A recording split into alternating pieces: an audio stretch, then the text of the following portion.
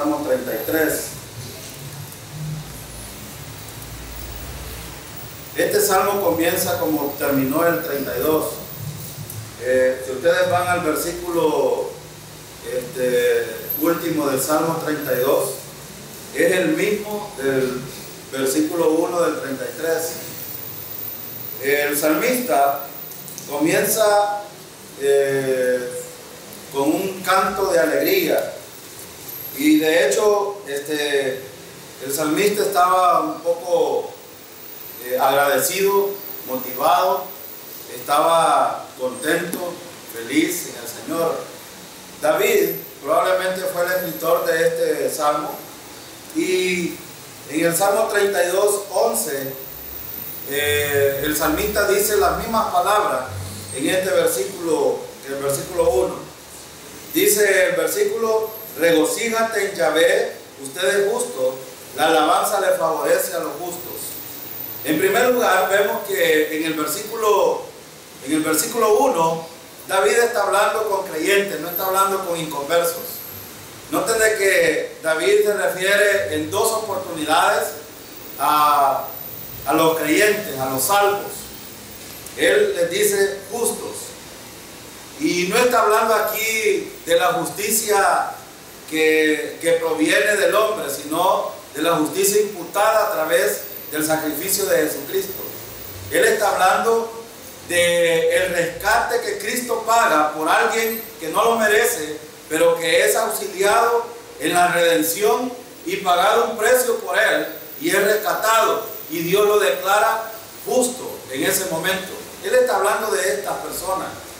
Y en la Reina Valera es bastante distinto la expresión, pero tengo, por ejemplo, la hebrea y la versión lenguaje sencillo. Usted dice el versículo 1 en lenguaje sencillo: ustedes, pueblo de Dios, canten a Dios con alegría, en labios de gente sincera suena bien la alabanza.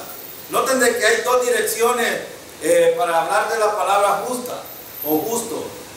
Primero se refiere a los creyentes, y en segundo lugar está hablando de aquellos que, bueno, aquí dice que son sinceros en alabar a Dios. Los creyentes, hermanos, cuando vamos a alabar, cuando vamos a cantar alabanza al Señor, necesitamos ser sinceros, porque podría ser de que algunas motivaciones distintas pueden llevarnos a cantar, pero no con la motivación correcta. Y aquí el salmista está hablando de sinceridad. Ahora, ¿cómo puedo yo alabar al Señor sinceramente? Jesús le dijo, recuerdan, a la samaritana una expresión muy importante. Ellos creían, los judíos creían que ellos debían de adorar en el templo. Los samaritanos creían que debían de adorar en el monte.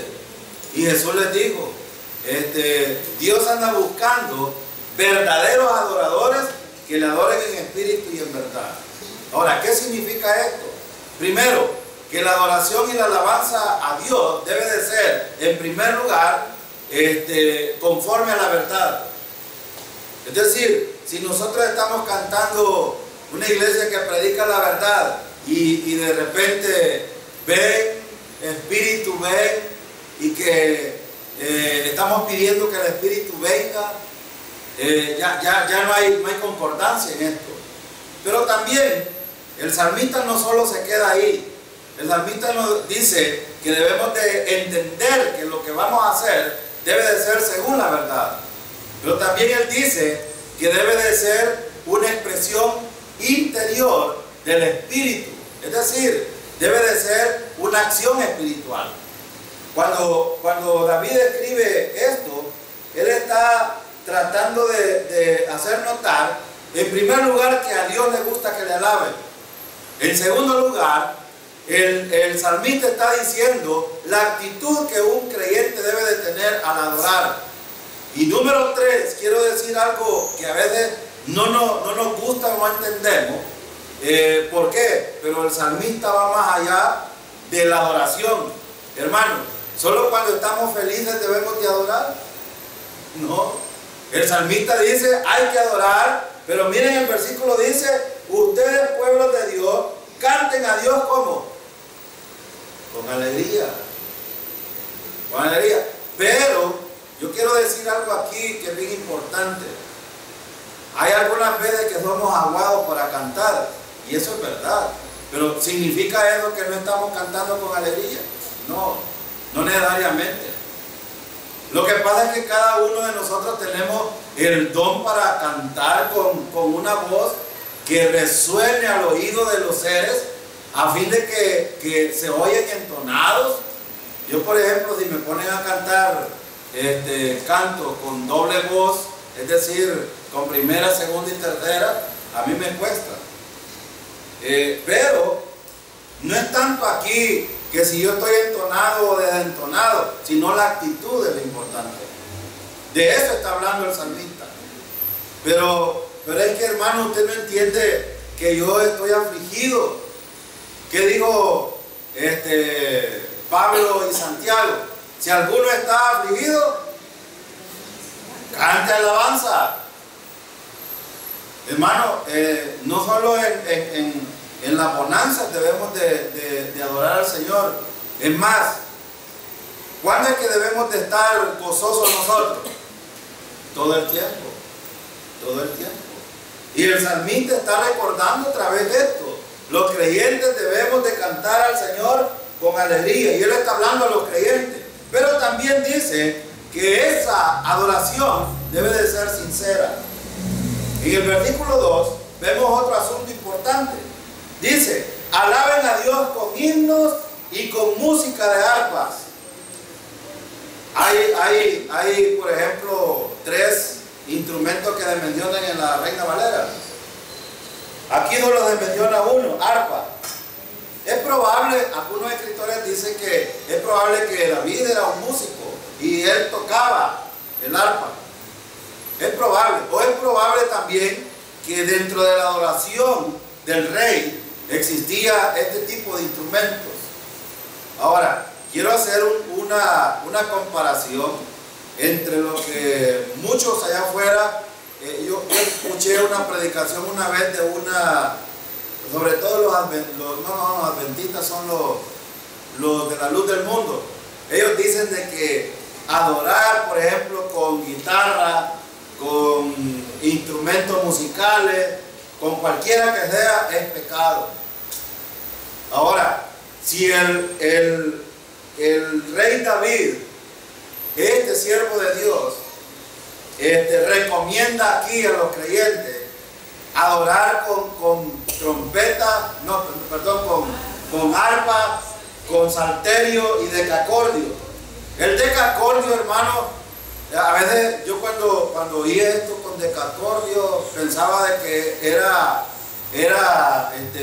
melodías dentro de una música, pero no, un decacordio es un instrumento musical que tiene 10 cuerdas y por eso se llama decacordio. Es parecido a la lira.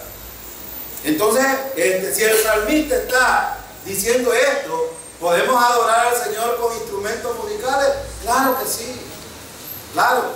Hay algunos, por ejemplo, allá afuera, que si le llaman a la pelota de fútbol o cualquier pelota la cabeza del diablo, le dicen también a un instrumento que es un instrumento del diablo. Y no es cierto. El rey David está diciendo aquí, alaben. Y saben que esta expresión en el hebreo, de alaben, está en el tiempo, es un verbo imperativo. Es decir, está diciendo que es una acción que debemos de hacerla. Pero fíjense que a veces nosotros cuando vamos a alabar al Señor, debemos de tener claros estos puntos. No se trata tampoco de hacer una pompa dentro de las iglesias como algunos lo hacen, porque hay extremos.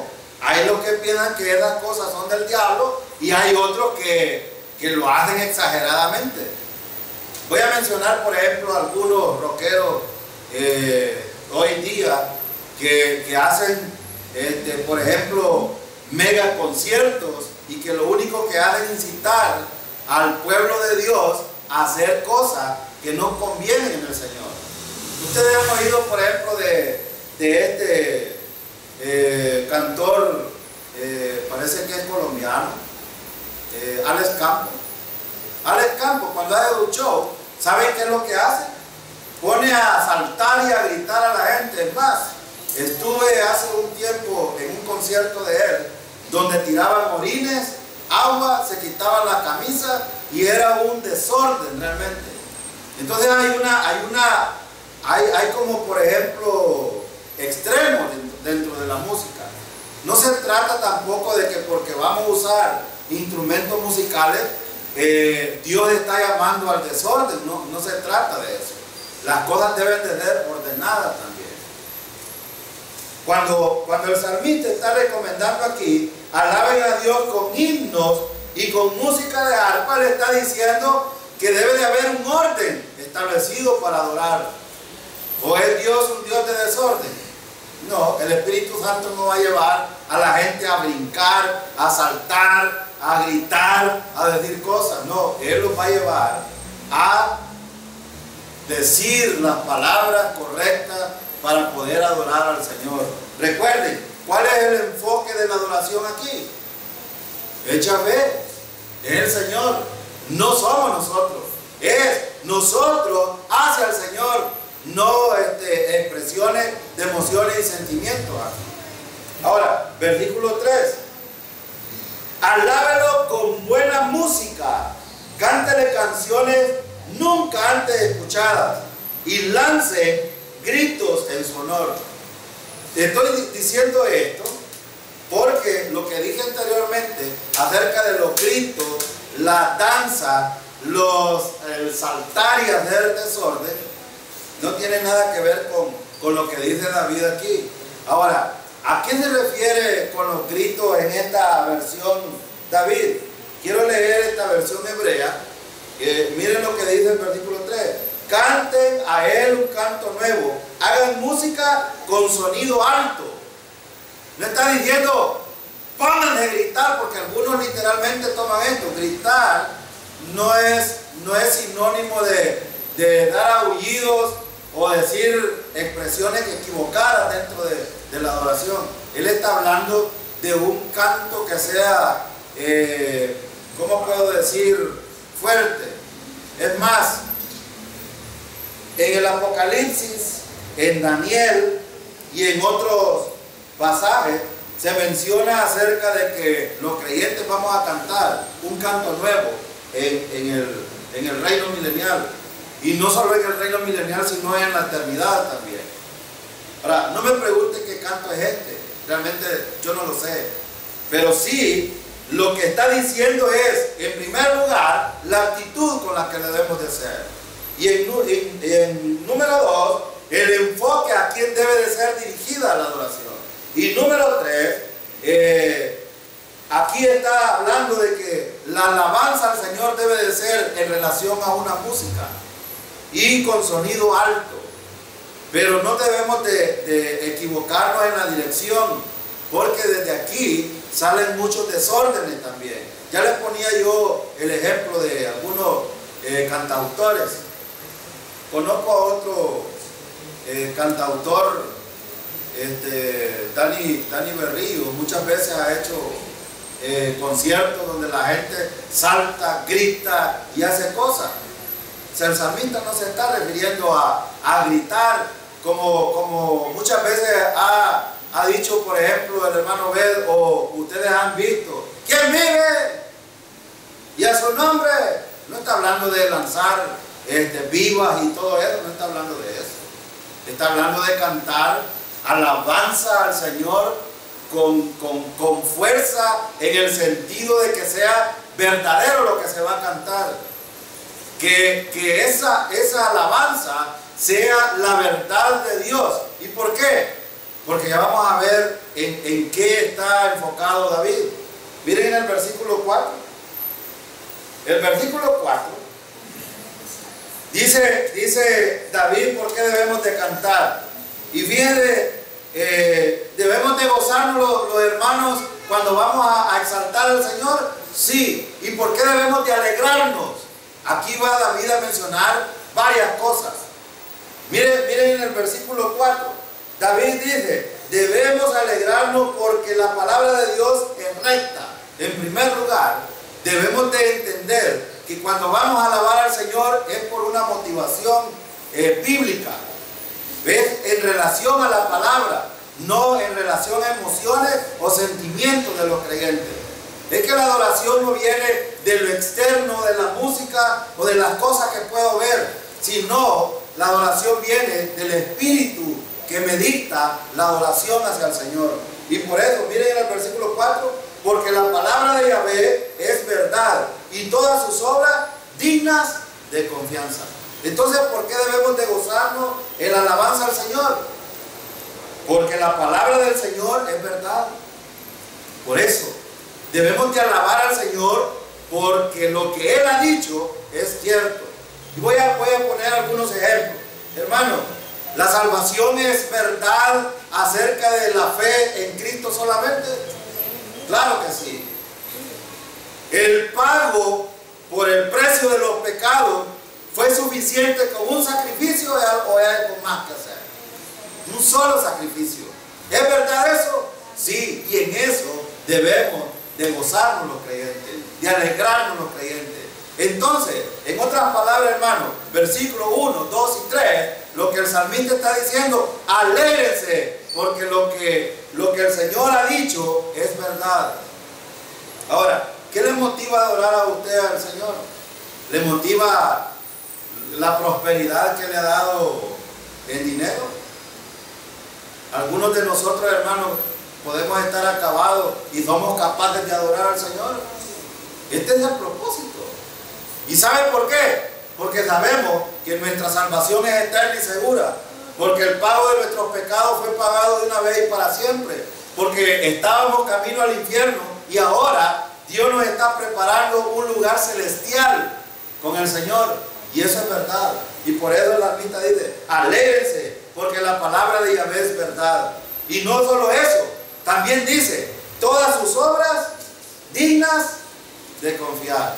Hermano, ¿cuál fue la obra más maravillosa que Dios ha hecho en su gracia para el ser humano? La muerte de Cristo en la cruz del Calvario. ¿No es suficiente esa obra para alegrarnos nosotros en el Señor y darle alabanza? Ve los motivos. Ahora, la gente no tiene que tener motivaciones equivocadas para adorar al Señor. La gente quiere adorar al Señor cuando ve un milagro. La gente quiere adorar al Señor cuando ve que su negocio prospera. La gente quiere adorar al Señor porque sus enfermedades le quitaron. Pero antes no. Ese no es el propósito. Ahora, Dios nos ha provisto a nosotros de todas las bendiciones espirituales y eso nos debe de motivar a adorar al Señor. Y si le parece poco, versículo 5, mire lo que dice el salmista. Él ama la misericordia y la justicia. La tierra está llena de la misericordia de Yahvé. Entonces, si ustedes notan, en el versículo 5, debemos alegrarnos porque Dios es ¿qué, hermanos? Según el versículo 5. Lleno de misericordia. Miren, dice, Él ama la misericordia y la justicia. La tierra está llena ¿de qué? De la misericordia de Yahvé. Y usted me puede preguntar hoy, El Salvador está metido en un conflicto terrible hoy día. Los políticos peleando unos con otros, la batalla espiritual que se ve allá afuera a través de obtener poder. Hay un gran conflicto, pero aún así, hermano, el Dios Todopoderoso que nosotros adoramos, ese Dios aún sigue siendo un Dios de misericordia. ¿Y solo con nosotros? No, hermano, la misericordia de Dios está disponible para todas las personas allá afuera. Sí, claro que sí. Fíjate que Mateo 5:45, quiero invitarlo a que lea este versículo, mire, porque es importante ver algunas cosas que encontramos acerca de la misericordia de Dios. Mateo 5:45. Miren lo que dice el versículo 45. De modo que seáis hijos de vuestro Padre que está en los cielos, porque Él hace salir su sol sobre malos y buenos, y hace llover sobre justos e injustos. ¿Sobre quiénes está la misericordia de Dios? Sobre todas las personas.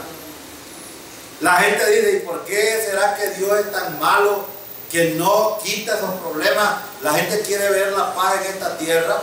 Y para los que nos escuchan en este medio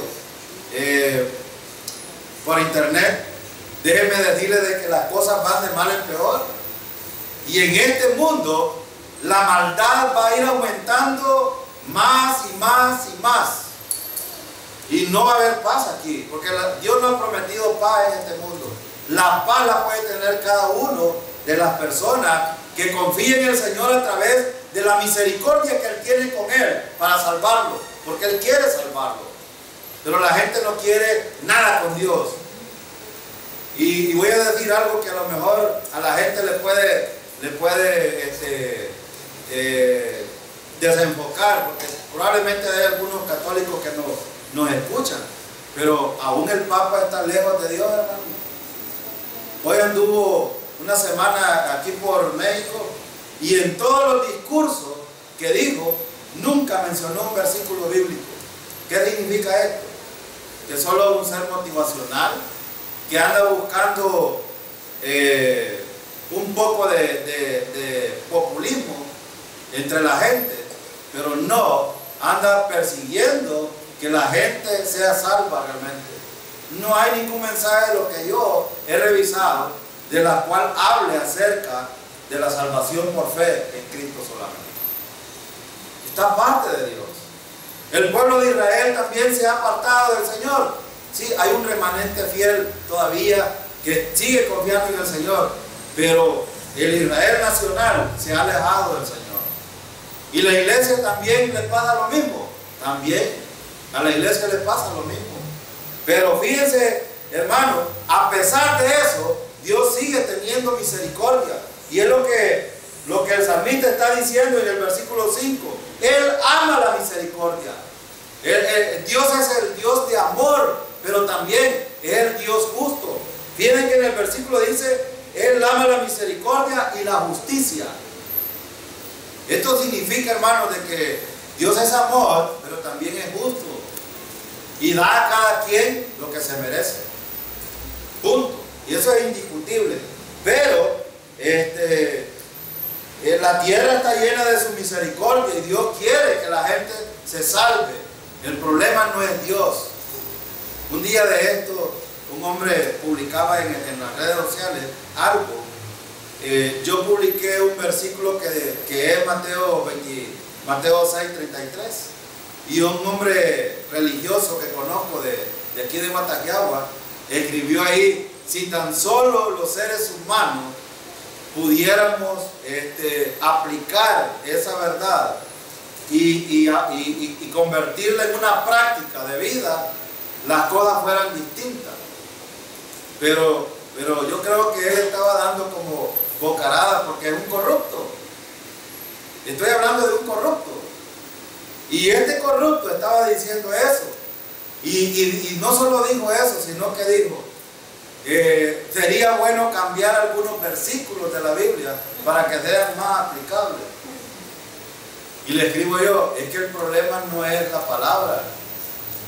Dios ya determinó, Él dio su palabra, y el problema no es la palabra de Dios.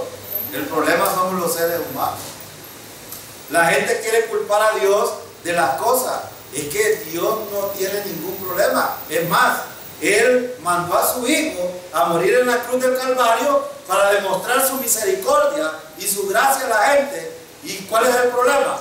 La gente no quiere nada de eso. Entonces, si no quieren nada con Dios, ¿qué hace Dios? Dios es justo y por lo tanto un día va a retribuir esta situación. Ahora, hay otro aspecto importante que necesitamos ver en este asunto. Versículos 6 y 7. Miren lo que dice el 6 y 7. Por la palabra de Yahvé los cielos fueron establecidos, y todo el ejército de ellos por el aliento de su boca. Y dice el versículo 7, Él recoge las aguas del mar en un montón, Él pone en tesoros los abismos. Ahora, ¿de qué hablan estos dos versículos? Estos dos versículos hablan de la creación, hablan del poder que Dios tiene, hablan de la soberanía de Dios, hablan de la deidad de Dios, hablan de cómo Dios sostiene el mundo y todas las cosas están en sus manos. Es más, si Él quisiera acabarse El Salvador, se lo podría acabar en un momento. Este pueblo ha sido tan golpeado por los terremotos, por las lluvias, por los fenómenos naturales, pero aún así la gente sigue siendo más soberbia y no quiere nada con Dios. Absolutamente. No quiere nada con Dios. Pero ¿qué dicen estos versículos? Por la palabra de Yahvé los cielos fueron establecidos. ¿Quién dijo de que fue el Big Bang? Los cienciólogos dicen esto, pero la verdad es que la palabra de Dios establece que Él fue el fundador de los cielos y la tierra. Todos los ejércitos de ellos fueron dichos por aliento de su boca. Él dijo, solo habló y las cosas fueron hechas. Es más, la gente se pregunta, ¿y por qué es que el mar no se sale de su cauce? Si la tierra es redonda y la mayoría, ¿cuánto? No sé, no recuerdo cuánto, pero más o menos entre el 70 y el 80% es agua. ¿Y por qué es que estando en una esfera el agua no se sale de su cauce? Bueno, aquí está la respuesta. Él recoge las aguas del mar en un montón. ¿Qué quiere decir esto? Que Él tiene la soberanía sobre el mar, Él tiene el control.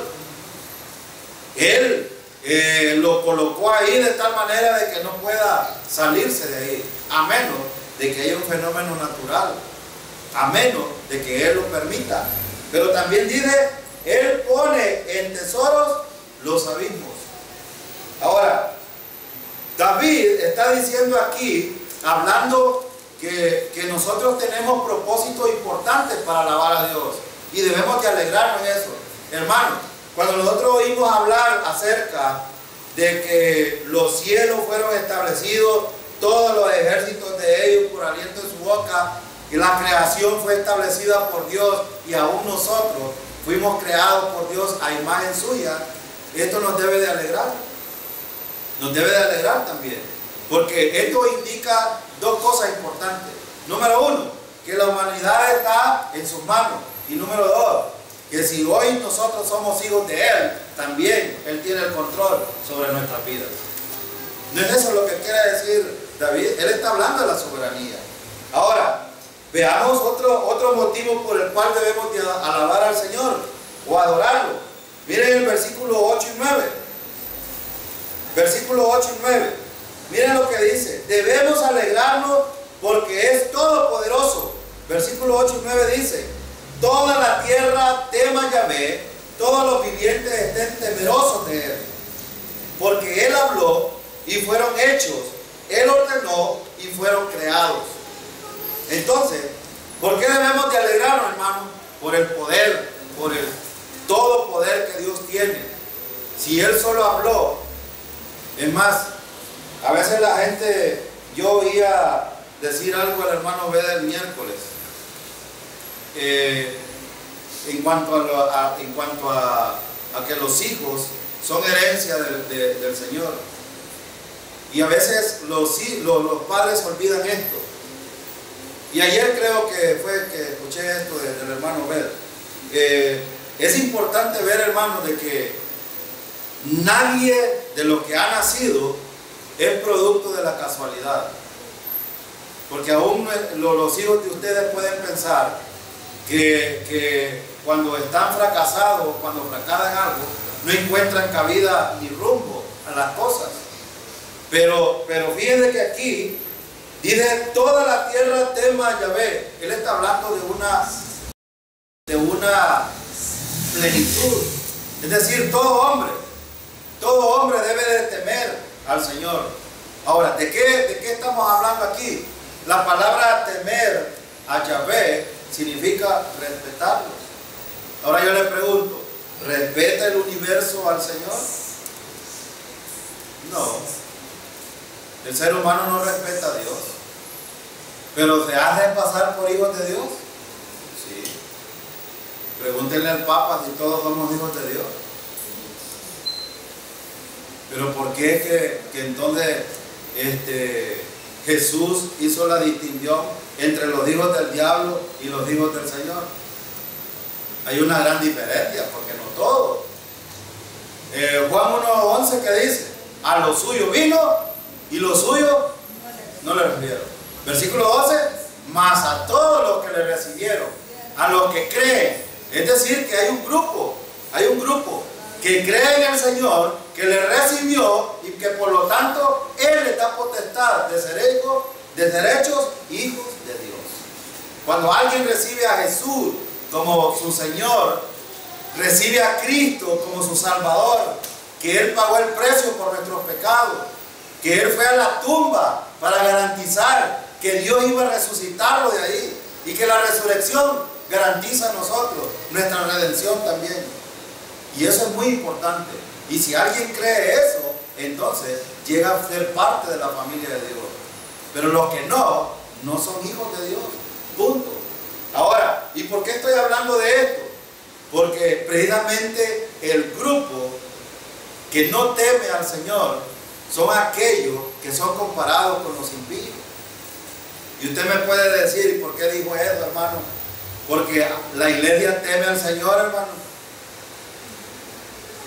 Yo les pregunto, si la iglesia fuera temerosa y respetuosa del Señor, todas las días estuvieran llenas hoy. ¿Sí o no? ¿Y por qué, hermano? Porque el Señor dijo, no dejando de congregarnos, como algunos tienen. Y ese versículo a veces nosotros lo decimos solo partidos. Pero el versículo que dice, más, cuando sabemos que la venida del Señor está cerca. El Señor viene pronto, hermano. Eso debemos de saberlo nosotros. Y el Señor quiere que estemos aquí porque ya viene. No, porque quiere que nos preparemos en el sentido de ser maduros, espiritualmente hablando, en las doctrinas fundamentales. Pero la gente quiere obedecer. No. La gente, bueno, como dijo los versículos del Salmo 32, no sean como el mulo y el caballo, sin entendimiento. Habrán hermanos en la iglesia, no solo estoy hablando de la iglesia Bautista Emaús de Chapeltique, habrán hermanos en la iglesia del Señor, la iglesia que fue comprada con sangre, que son rebeldes y que no temen al Señor. Hermanos, sí, somos como mulos. Y viene el Señor, ¿saben qué hace el Señor de vez en cuando? De vez en cuando, nos da una par de nalgadas para que entendamos. Y yo he establecido un principio, y lo he dicho y lo he repetido aquí, por lo que vemos en la palabra. Si nosotros somos temerosos del Señor, no esperaríamos estar ahí en la lona para poder levantarnos. No, deberíamos de ser sensatos. Y hemos establecido también otro principio. Buscar el reino de Dios no significa, hermano, quedarse en la hamaca ya. No, es que aquí voy a orar, aquí voy a hacer todo. No. Hay tantas cosas que hacer en la iglesia o en el servicio al Señor, que es de una manera de buscar el reino de Dios. Ahora, qué importante sería que los creyentes aprendiéramos a respetar a Dios. Pero fíjense, miren, todos los vivientes estén temerosos de Él. Fíjense que aquí hay dos palabras, temor, si ustedes se fijan. Si ustedes ven en el versículo, hay dos palabras. En la Reina Valera no se nota, pero en la versión hebrea sí. Aquí dice, toda la tierra tema a Yahvé, todos los vivientes estén temerosos de Él. En la primera parte, Él está diciendo, respeten a Dios. En la segunda, ténganle miedo, ténganle reverencia. ¿Por qué? Porque, hermano, cuando a veces nosotros decimos, Dios es amor, es bonito, pero Dios es justicia también. Y Él va a pagar a cada quien lo que se merece. Entonces, cuando yo estoy vacilando con el Señor y estoy ahí jugando, el Señor va a tener un trato con cada uno de nosotros. Yo no sé cuál es su trato. No sé, no lo conozco. Sí sé el trato que Dios tiene conmigo. Pero fíjense, hermanos, aquí, el principio que podemos aprender, y no sé por qué, pero estudiamos Primera de Reyes, nos enseña que debemos de respetar a Dios. Ese principio yo lo tengo bien claro en todo lo que hemos estudiado. El principio que nos enseña Primera de Reyes, respeto a Dios. ¿Por qué hizo lo que hizo Dios con Elías? Allá con los 850, ¿cómo se llama? Profetas falsos. ¿Por qué lo hizo? Para que el pueblo de Israel entendiera quién es Dios y lo respetara. ¿Y devolvió el pueblo al Señor? Claro que sí. Pero tuvieron que pasar. No crean, hermanos, si viniera el Señor y por medio de un impío nos viniera a volar la cabeza a algunos de nosotros. ¿Cree usted que lo vería bien usted? Pero es de la manera de Dios. ¿Va a suceder así con nosotros? No. Probablemente no. Pero Dios puede hacer cualquier cosa para hacernos entender que no dejamos burros, no dejamos mulas o caballos, porque algunos de nosotros también somos desenfrenados. Tienen que ponernos el freno para que podamos tener un poquito de cordura. Entonces el versículo 9 nos muestra también que Dios es todopoderoso. Miren lo que dice: porque Él habló y fueron hechos, Él ordenó y fueron creados. Entonces no es casualidad, hermano, que nosotros estemos aquí. Dios nos creó, pero nos creó con un propósito. Y cuando digo esto, no estoy hablando porque hay un evangelio por ahí o una doctrina de la vida con propósito. No estoy hablando de eso. Estoy hablando de que los creyentes debemos de tener gozo al alabar al Señor. ¿Por qué? Porque Él es todopoderoso. Y ese es uno de los propósitos del creyente: alabar al Señor en todo tiempo. Y vi que este es un resumen poético del primer capítulo de Génesis. Capítulo 1 de Génesis nos muestra la creación de Dios, cómo Dios estableció todas las cosas. Entonces, Él es el Señor de la creación, el Dios todopoderoso. Debido a que Él es todopoderoso, nosotros debemos reverenciarlo en todo lo que hacemos. En todo lo que hacemos. Versículo 10. Veamos otro asunto. ¿Por qué debemos de alegrarnos para alabar al Señor?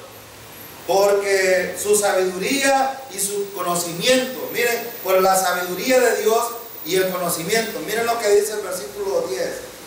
Yahvé frustra el consejo de las naciones. Él trae a nada los razonamientos de los pueblos y trae a nada el consejo de los príncipes. ¿Qué quiere decir David con esto? Que David está diciendo que la sabiduría de Dios no se compara con la sabiduría del ser humano. Ahora, el conocimiento de Dios es mucho mayor. Y Dios produjo algo bueno. Fíjense ¿qué es lo que vemos en el versículo acerca de los hombres? ¿Cómo compara David a los seres humanos en el versículo 10? Véanlo ustedes el versículo 10 y vean qué dice David de los seres humanos, cómo son. Bueno, voy a leerlo, dice: Yahvé frustra el consejo de las naciones. Él trae a nada los razonamientos de los pueblos. ¿Qué está diciendo con esto? Que el ser humano es necio, es insensato, su conocimiento es nada, pues, en otras palabras. Y aunque los pueblos se afanen por hacer cosas, bueno, él habla de los príncipes aquí. Quizás en nuestro tiempo no tenemos príncipes, pero hay gobernantes. Y los gobernantes muchas veces son insensatos. Ellos creen ser muy sabios, haciendo leyes, promulgando estatutos, poniendo cuestiones. Pero si ustedes ven, pongamos un ejemplo en El Salvador. se siente la gente en El Salvador en relación al gobierno? Decepcionado. El pueblo está decepcionado, aunque ellos crean de que vivimos bueno, un día de estos estaba viendo en el Facebook, publicaron a Adán y Eva con unas hojitas tapadas ahí, taparrabos, y decía alguien por ahí que el gobierno de El Salvador pensaba de que estábamos en ese paraíso, ¿no? Solo en la mente de ellos les cabe eso. Pero ¿por qué es esto verdad? Porque Dios ha establecido eso. El razonamiento de los seres humanos es insensato y necio. ¿Y qué podemos ver también en esto? Que el ser humano, Dios le dice, camina de esta manera, y el ser humano dice, no, a mí no me importa nada contigo. El hermano Jorge decía ayer un principio importante. Si en los países, o en el mundo entero, se leyera la Biblia, en todos los lugares, no solo en las escuelas, en todos los lugares, no estaríamos como estamos hoy. No estaríamos así. No estaríamos. ¿Pero por qué estamos así? Porque hemos apartado a Dios. Y los gobiernos han apartado a Dios. Los ciudadanos han apartado a Dios. No les interesa. Les interesa su propio razonamiento. Y de aquí viene aquellos hombres casándose con hombres, las mujeres casándose con mujeres, los hombres teniendo más mujeres y haciendo Sodoma y Gomorra. Ahora, por eso es que la maldad va a aumentar mucho más. Pero, ¿qué está diciendo Dios aquí? Él dice, Él va a frustrar ese consejo de las naciones. ¿Y cómo lo va a hacer? Bueno, de hecho, alguien me preguntaba por ahí, ¿y por qué el ser humano es tan perverso hoy y hace tantas maldades? A tal punto, hermano, de que hoy alguien mata por $5 y lo disfruta. Oí un muchacho por ahí decir esto, ¿y usted mató a fulano de tal? Sí, yo lo maté. Yo lo maté. ¿Y por qué lo mató? Es que él me estaba castigando. Él mató a un padrastro, parece. Y le dije, ¿y por qué lo mataste? Y mucho me estaba castigando. ¿Y no te arrepentís de matarlo? No, no me arrepiento. En los medios de comunicación salió. Y ese hombre estaba hablando tan... Sí, yo lo maté, punto. Y le preguntó, el periodista fue más allá, ¿y si volviera a vivir lo volviera a matar? Sí, lo vuelvo a matar. Y entonces, hermano, alguien me preguntaba, ¿y por qué es así? Es que Dios no es el problema es el ser humano. Dios ha dejado a libertad al ser humano que pueda elegir. Y en la salvación, por eso Dios ya hizo su obra. La responsabilidad de salvarse o de no salvarse ya no es de Dios, es del ser humano. La responsabilidad del ser humano es buscar a Dios o rechazarlo. Y en todas las dispensaciones ustedes ven, Dios entregó normas para vivir, y si el hombre fracasaba, ¿qué hacía Dios? Venía un juicio. Y ahí tenemos la historia de Adán y Eva. Un mandamiento, lo incumplieron, ¡plas!, lo sacó Dios del huerto del Edén. Y ahí viene Noé. Toda la tierra estaba haciendo un montón de cosas que no eran incorrectas. Dios había establecido cómo debían de vivir, pero el hombre no quiso. ¿Cuántas personas se salvaron? 8 personas. 7 con 8, 7 más 9, 8 personas. Y después viene la torre de Babel. El ser humano quería hacer su antojo. Viene Dios y confunde las lenguas, y de ahí salen más de 2000 lenguas confundidas para que el ser humano no siguiera con la maldad. Pero si ustedes vean, estamos en los tiempos pasados en la misma situación hoy. Sí. ¿El problema es de Dios? No. Hoy tenemos un periodo de gracia y lo hemos visto en los versículos anteriores. Dios tiene misericordia aún por las naciones hoy, pero el hombre no quiere nada con Dios. ¿Y qué va a hacer Dios? Cuando Jesucristo venga, los creyentes nos vamos con el Señor y viene un juicio para las naciones y para Israel. en la tribulación. Y se los va a acabar Dios a toda la gente que no confíe en el Mesías, se los va a acabar. Pero la gente aún así no quiere nada con Dios. Y va a establecer el reino. ¿Y qué va a pasar en el reino? Los que nazcan ahí se van a pervertir y Satanás los va a engañar y se van a promulgar en contra de Yeshua. Sí, lo van a hacer. Pero se los va a acabar también. Hay una batalla de Gog y Magog después del reino milenial. La maldad del ser humano. Es que ese es el problema. La maldad del ser humano. ¿Sí? Esa es la firmeza de la que habla del Señor, que independientemente de lo que los gobiernos y los hombres quieran hacer para mejorar el mundo, está establecido que lo que va a suceder es eso. Sí. Es decir, Cristo viene. Sí. Aquí no importa que descubran, o vayan a Marte o a miércoles, no importa nada de eso. Es decir, Dios lleva su reloj y va funcionando. Aquí muchos creyeron que apareció Hitler, apareció Calígula, apareció Nerón, sí. Aparecieron un montón de líderes. Bueno, apareció en Venezuela Chávez, y no duró mucho. Hoy Maduro está cubriendo, ya no sirve esta situación. El Salvador creyó que este gobierno era la solución, y aquí hasta que entiendan que Cristo es la solución. Correcto. No, todos van a estar batallando y sus planes van a frustrar, porque todos quieren ser ese líder. Habrá un líder en el futuro, sí, posiblemente, sí. Pero Dios igual va a frustrar los planes de ese líder, sí. Porque Él ya lo determinó firmemente cuándo va a aparecer y qué va a hacer. Sí. Entonces, tenemos una palabra fiel, tenemos una palabra clara que nos está determinando. Aquí ya no deben haber creyentes ingenuos persiguiendo alcaldes, persiguiendo diputados, persiguiendo presidentes. Aquí el único que perseguimos es a Jesús, Señor. Y sabemos que Él tendrá la respuesta, no sin dejar de cumplir lo que nos corresponde como ciudadanos de esta tierra. Sí.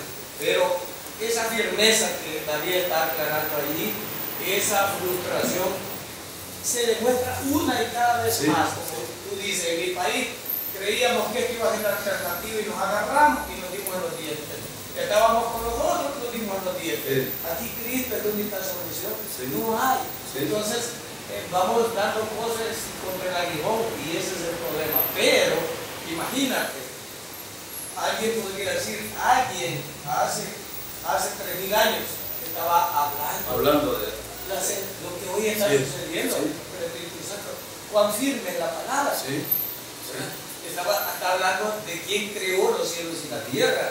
Estaba viendo un programa, no recuerdo si en el Discovery Channel o en el otro channel, los que hay ahí, y mi esposa estaba ahí y yo estaba viendo y digo, bueno, y esta especie tiene que evolucionar, sí que para que el hombre el mono evolucionara al hombre, hay 44.000 generaciones. Y ellos, ¿qué vive aquí? ¿Cómo las 44.000 generaciones? Si cada generación dura 100 años. ¿Quién estaba ya como periodista? Desde la primera, desde la 44.000. Ahora es el mundo. Y yo me puse más ahí. En cambio aquí, está diciendo el salmista cómo se crearon los cielos, cómo se creó la tierra y con la firmeza que Dios nos hizo. Sí. Y estos planes van a ser frustrados en el futuro, hermano. Pero quiero mencionar algo importante aquí. Dentro de los planes yo mencioné algunas dispensaciones para que veamos cómo Dios en su soberanía trata con el ser humano y el ser humano fracasa y tiene que intervenir Dios en todas estas cosas. La intervención de Jesucristo en su segunda venida es muy crucial para nosotros como creyentes, porque desata muchas cosas que son escatológicas, pero que son beneficiosas para nosotros también. Pero fíjense que en medio de todas estas cosas, Dios, a pesar de que el mundo revoluciona y se ven cosas malas y perversas, hay cosas que Dios las está haciendo para bien. Sí. ¿Recuerdan ustedes a José? Fíjense, ¿qué dice Génesis capítulo 50-20? Dice, ustedes empezaron mal contra mí, pero Dios lo hizo todo para bien. Para preservar a muchos pueblos. Es decir, que estas cosas que suceden, que en el mundo, hermano, como creyentes debemos de tener una perspectiva correcta de verla.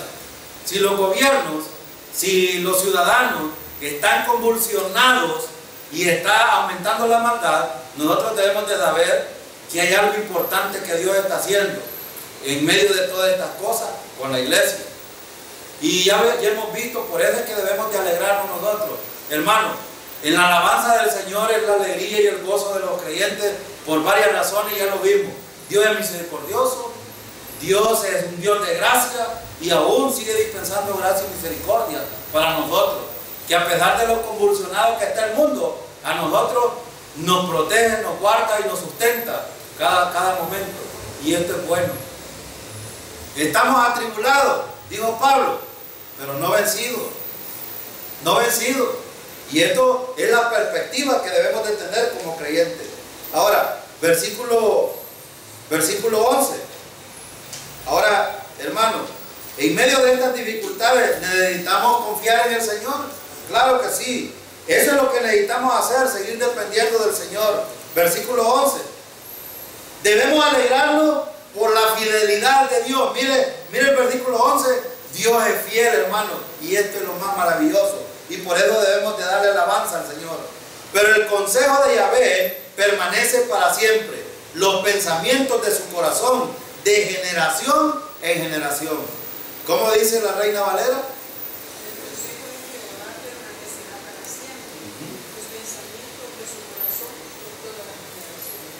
Permanecer es la palabra importante aquí. Hermano, el consejo del Señor permanece para siempre y por lo tanto es fiel. Ya el hermano Beth puso algunos ejemplos en su comentario y hemos visto, hermano, que si estas cosas el salmista 3000 años las había anunciado acerca de lo convulsionado que iba a estar el mundo, nos sustenta ahora 3000 años después que estas cosas van así, pero el Señor sigue siendo fiel. Esas cosas siempre van a permanecer. Bueno, el salmista está diciendo, el consejo del Señor permanece para siempre. Ahora, la pregunta es, ¿lo tomo yo, el consejo del Señor? Debemos de tomar el consejo del Señor. Y a través de la palabra, el consejo de Jehová permanece para siempre. Se siente frustrado por la inconsistencia que ve en los demás. Algunas veces el problema, que en vez de estar mirando la fidelidad del Señor, estamos mirando los infieles que somos nosotros y acusamos a los demás.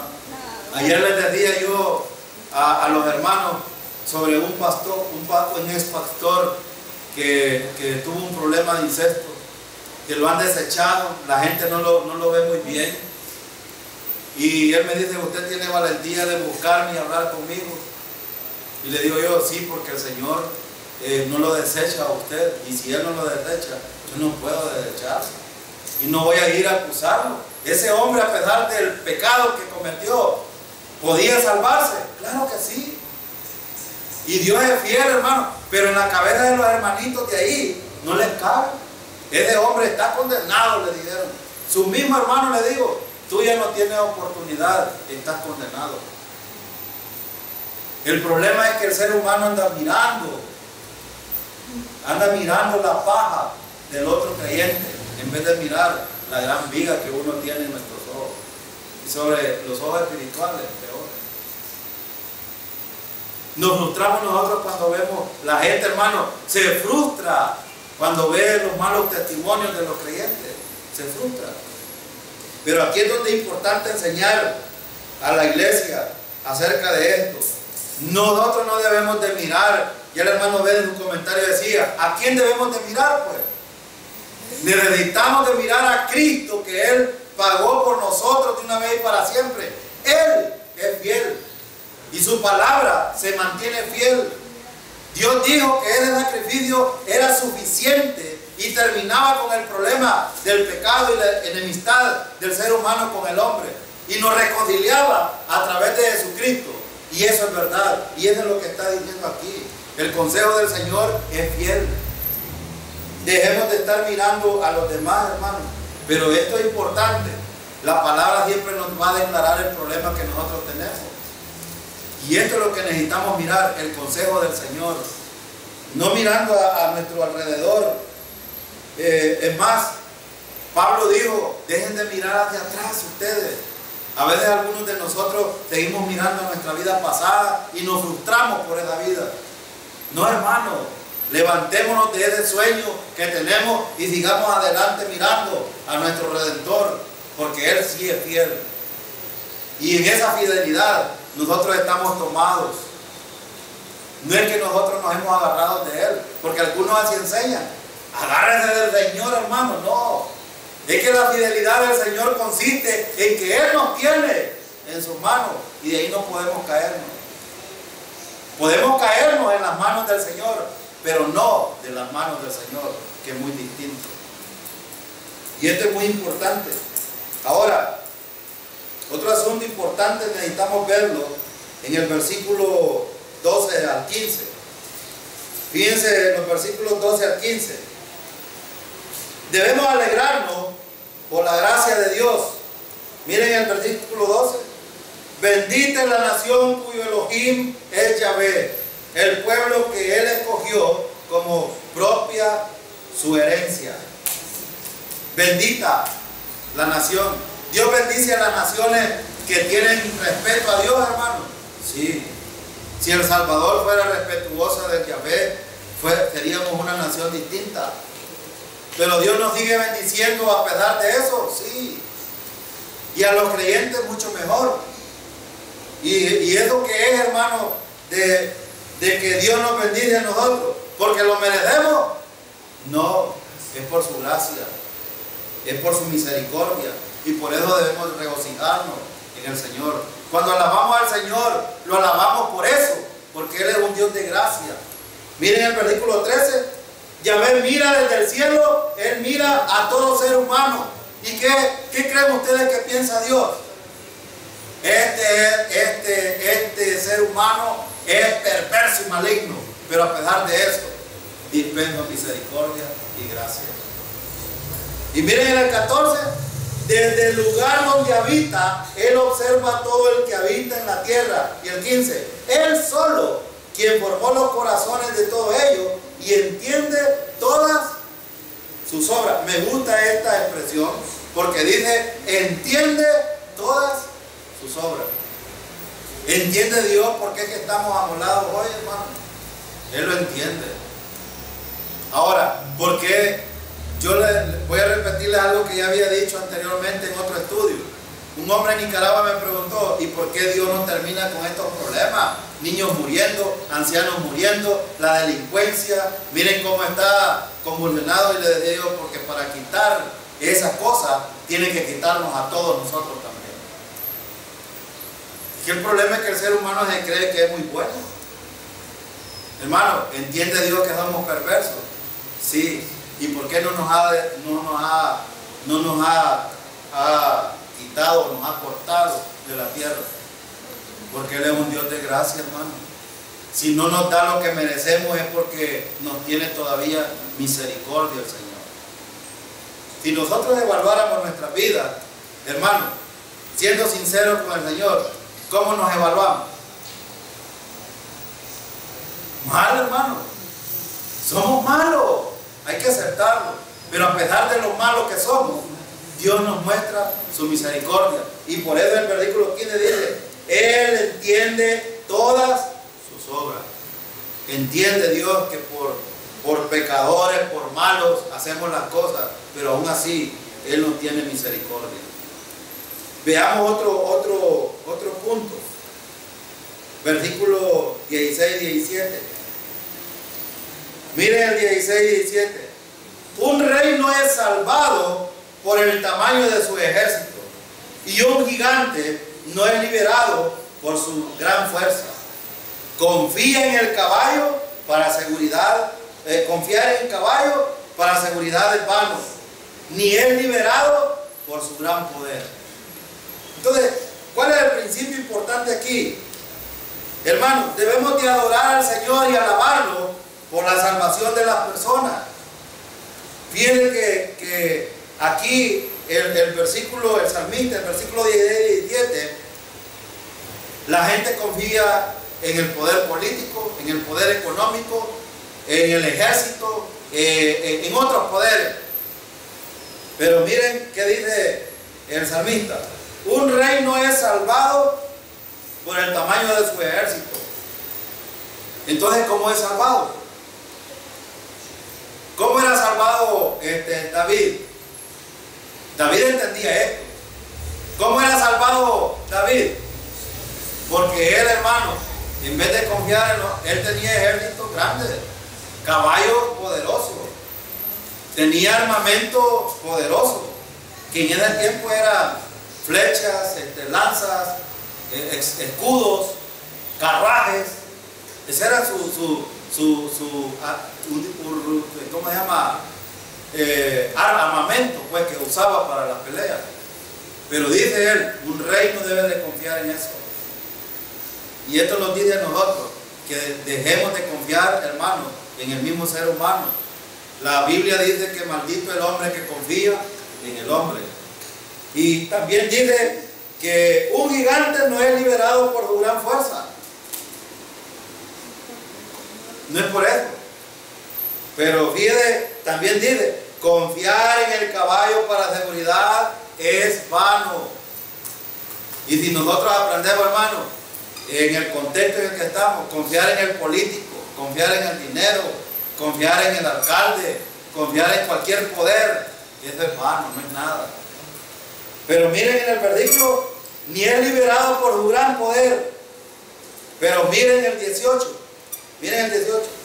Pero los ojos de Yahvé están sobre los que le temen, sobre los que esperan por su... Y lo entendía David perfectamente esto. Sí, pues, si él fue muchas veces libertado, él fue protegido, él fue como consolado en medio de las dificultades, porque había entendido dos cosas. Número uno, que debía de respetar al Señor. Y número dos, que debía de confiar y depender de Él.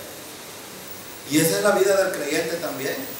Si nosotros aprendemos, hermano, esto significa de que no nos van a pasar dificultades. En ningún momento nosotros vamos a decir eso. Igual que todo, hermano. Cada uno de nosotros lleva su carga. Y Pablo recomienda de que nosotros debemos de ayudar a llevar la carga de otro. Pero al final, cada uno es responsable de su carga. Pero lo importante aquí es en quién estoy confiando yo. Confiar en el caballo, confiar en la seguridad, confiar en el sistema, esto es nada, hermano. Esto no es nada. Pero confiar en el Señor sí tiene poder, hermano. Miren, pero miren cuando dice el versículo 18, los ojos de Yahvé están sobre los que le temen. Número uno, necesitamos ser respetuosos del Señor. Y fíjense aquí, hace una distinción el salmista, hermano, entre, aquí no está hablando de que los que no temen al Señor pierdan la salvación, porque algunas iglesias enseñan, no está hablando de eso. En la vida práctica, ¿a quién considera el Señor realmente? Al que teme en Él, al que lo respeta. Y al que no lo respeta, ¿qué le pasa, hermano? Sus ojos no están puestos sobre ellos. Vean el versículo.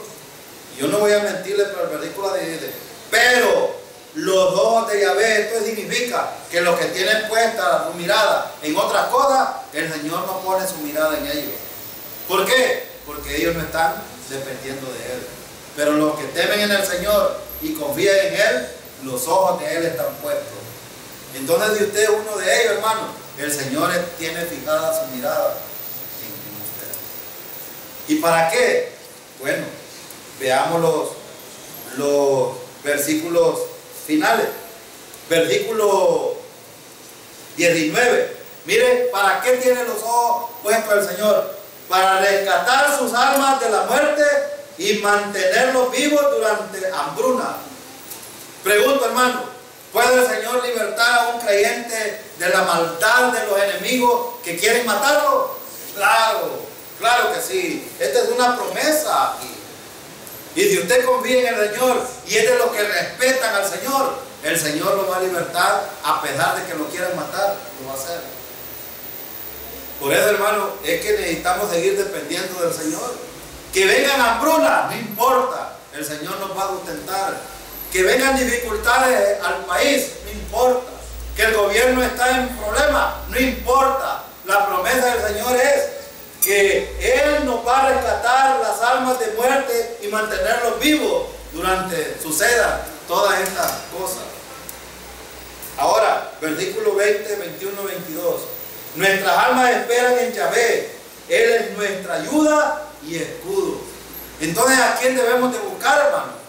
Es el Señor. Es nuestra ayuda y nuestro protector. Es el que nos defiende. Es nuestro refugio en el cual podemos confiar. Versículo 21. Porque en Él nuestros corazones se gozan, porque confiamos en su nombre Kadosh. Kadosh significa santo. Hermano, en el hebreo es Kadosh, pero es santo la palabra. Nosotros confiamos en el Señor, hermano, en su nombre. Amén.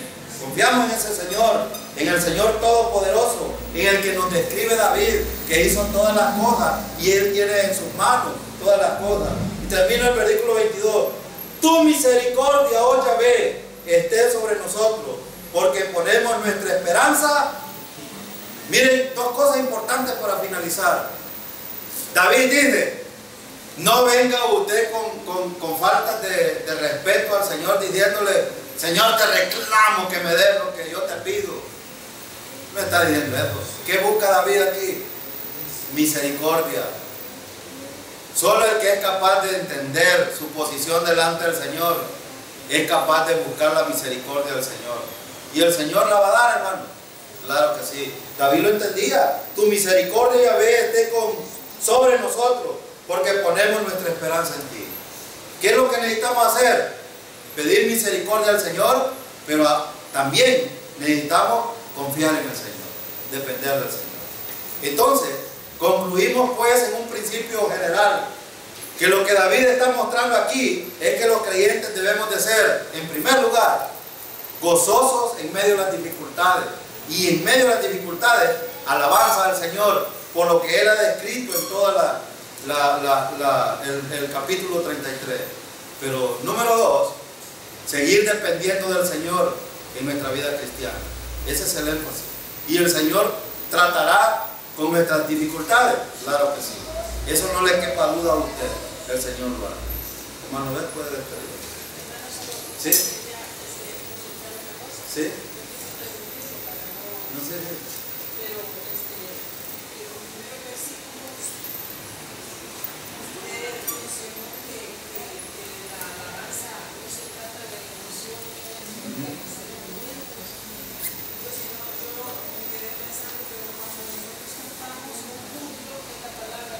Sí, muy bien. ¿Cómo se puede separar? Si sentimos emoción, si sentimos alegría y hay muchos sentimientos. O sea, sí, lo que estaba haciendo es la distinción en que la gente comúnmente lo que hace es que las cosas externas lo hacen saltar, lo hacen alegrarle, algunos hasta lloran. Y la distinción que yo hice, por ejemplo, cuando hay júbilo en los creyentes, que viene desde adentro hacia afuera, eso es bien importante porque viene del Señor. Es espiritual. Es el Espíritu Santo motivando a la alegría, al regocijo. Esas son emociones, por supuesto.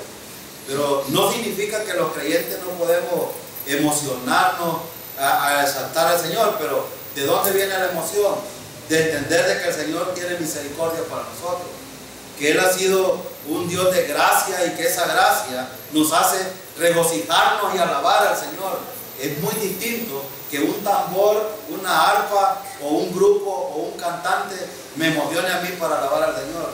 No sé si hay una distinción en él. Esa es la distinción que yo quise hacer.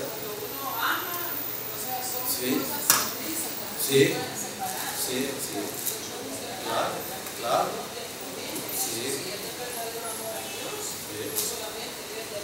Sí, externo. Cuando son externas, es una cuestión puramente emocional. Por ejemplo, si la gente estuviera alegre, eso es lo que no puede Sí, sí. Y si no hay instrumento Sí. que estuviera alegre, entonces quiere decir que es lo externo que lo alegre. Vale, voy a poner un ejemplo. Aquí oí un testimonio del hermano Jorge que fue a Quelepa a predicar no sé qué, una vigilia. Los jóvenes que estaban cantando y estaban emocionados, pero ¿qué pasó durante el culto? Se salieron del culto y fueron a platicar allá. ¿Qué pasó? Eso les motivaba a ellos. Eso, la predicación. El hecho de aprender doctrina, de saber más del Señor, ese es el problema de la gente. Pero cuando viene del interior, de saber doctrinalmente por qué adoramos al Señor, eso es muy distinto. Por eso nos regocijamos y nos alegramos. Es muy importante. Hermano, puede. Todopoderoso, gracias.